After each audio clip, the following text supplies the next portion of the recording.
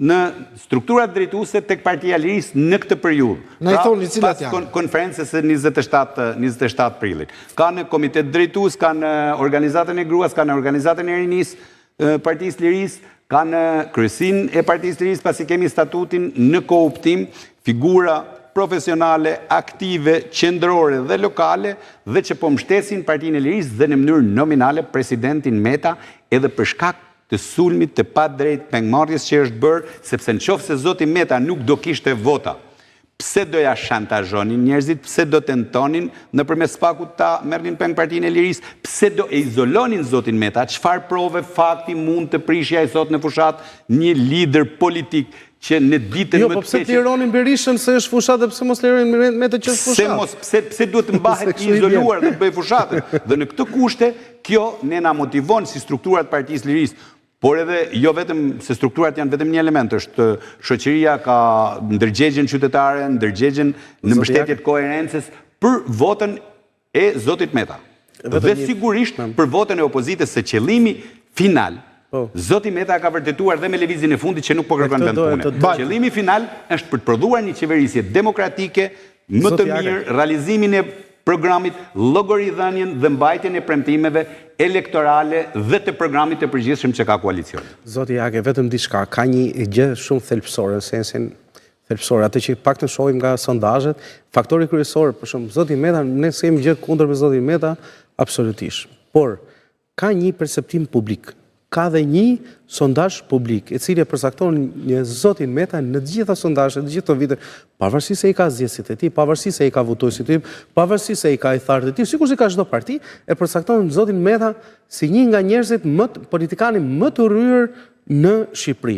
Vetëm ishte pyetje, nuk pastaj thjesht për ta komentuar ka diçka tjetër. Nuk është e vërtetë. Nëse nuk ka rëndësi, po vetëm është perceptimi. Janë sondazhe, perceptimet të manipuluara nga mediat, nga taksat e vjedhura të shqiptarëve nga incineratorët janë vërtetuar me zë me figurë si është sponsorizuar lufta kundër zotit Meta në mënyrë nominale dhe kundër partisë tij pastaj në mënyrë të përgjithshme dhe me këto ikjet, blerjet, presionet, shantazhet, tentativat për pengmarrjen e partisë, sepse është faktor politik. Po mos ishte faktor politik, më besoj që zoti Meta nuk do ishte aty, nuk do ishte marrë ashtu, po shiko, tani, a është më e vlefshme vota e qytetarëve shqiptar që e thash e rithash, ditën më të keqe si Ish LSI dhe si Partia e Lirisë ka marrë mbi 110.000 vota, në ditën më të mirë ka vajt 220 dhe është një përqindje shumë e madhe e popullit shqiptar që i besojnë dhe që e votojnë. Është një parti e shtrirë nga veriu në jug, pra marrim vota në çdo njësi vendore në çdo kuti votimi, dhe kjo tregon edhe partin, strukturën, formatin, moralin dhe modelin që ka partia, sepse po themi ndodh në një parti që për një X arsye në një zonë të caktuar, merr një numër të caktuar votash, por nuk ka shtrirje në asnjë vend të Republikës. Po sondazhet janë të paguara, thash. Po janë të paguara. Po sondazhe, më fal, zot Jakaj, po flas për sondazhe serioze. Ju jeni gazetar serioz. Ju bëj një kundërpyetje.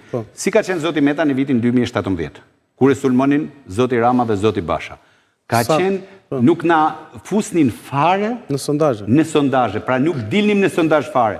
Kemi marrë 19 mandate që janë peshë e madhe. Unë do doja edhe partitë tjera si Partinë e Lirisë që të kishin peshë elektorale kombëtare të përkthyer dhe në mandate, sepse sa më shumë parti, ka një gjë. Sondazhet e 2017. Sa më gjerë koalicioni qeverisë. Sondazhet e 2021 dolën sakta. Sakta, këtë po them pra. Po doja Partia e Lirisë ka 5 mandate. Nëse analizojmë sondazhet e 2021-shit, pastaj i tha po doja, që ka 5 mandate, tha nuk u bë koalicion para zgjedhjeve. Është sulmuar në mënyrë dramatike nga të gjitha bandat kriminale, parat e korrupsionit, janë shpërndar parat të vërtetuara dhe në dosje dhe në përgjimet që i ka spaku sot për të shantazhuar, për të blerë dhe për të intimiduar njerëzit e lëvizjes socialiste për integrim të 2021-shit, themi, dhe ka marrë 107.000 vota në këtë represion, kanë dalë 84.000 vota të pavlefshme, Dhe dim si janë bërë këto historitë se pastaj kur hyn mafia, kur hyn pushteti në mbështetje të mafjes për të shantazhuar njerëz, për të bler numërues, për të bler komisioner, për të bler votues, për të presionuar njerëz. Ju e dini që në qarkun e Elbasanit kandidatët tanë nuk kanë guxuar të dalin nga shtëpia, janë dënuar, janë mbyllur, nuk i ka dhënë as i medje, i ka denoncuar LSI-ja dhe nuk është lejuar asnjë pedagog të Universitetit të Elbasanit, profesor, agronom, inxhinier, nuk janë lejuar të dalin. Vrasja u bë nga opozita. Nuk janë lejuar të dalin. Nuk janë lejuar të dalin nga. Vrasja në Elbasan u bë nga opozita. Nuk jam ekspert në analizimit të vrasjeve, por edhe prokurorën pastaj që ka thënë nuk ishte materiale zgjedhore, nuk ishte pjesë elektorale, ishte hakmarrje primitive. Jo, zotëri, ka ndodhur një përplasje. Pavarësisht asaj, vrasja nuk justifikohet. Përplasje që unë nuk jam ekspert i përplasjeve. Ka ndodhur një vrasja nuk justifikohet. Po nuk po justifikoj vrasjen. Edhe ata nuk bënin krim elektoral, duhet të dënoheshin, po jo ta vrasësh. Po kthehemi në kohën e sotme. Nuk është faji i Partisë Lirisë. Jo, nuk është faj, po ka qenë grupi i mbrojtjes votës në Partisë Demokratike dhe ka